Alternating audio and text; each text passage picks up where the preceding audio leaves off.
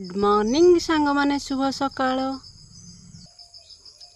मु आज आपण मानक देखेबी सहज उपाय रे चा। चलंतु प्रस्तुत करिवा चा। नख उषुम पानी हो गला पर आमे पकई देवा अमूल।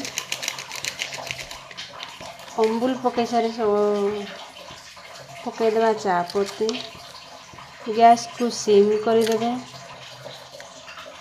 देखो केमिति मु ताकू किछि करिनी सी ऑटोमेटिक मिसी गलानी।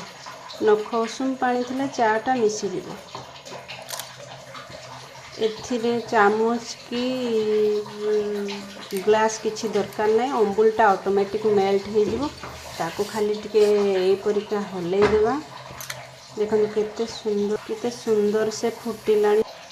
आमे तापरे चा अनुसार चीनी पकेवा कहीं चीनीटा पकेवा द्वारा सी जमा उतुरबनी फुटब। देखो फुटुच ना ना। गैस को मीडियम फ्लेम रे रखिए। बेसी हाई करें ना चाटा उतरिकी पड़ जाए।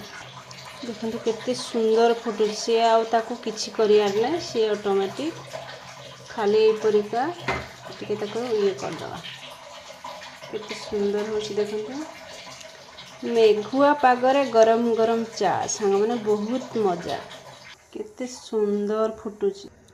चार ई फेम्पल जिनसटा न मरिबा जाए टेस्ट आसीबनी। देखंतु चार फेम्पल आउ नाही।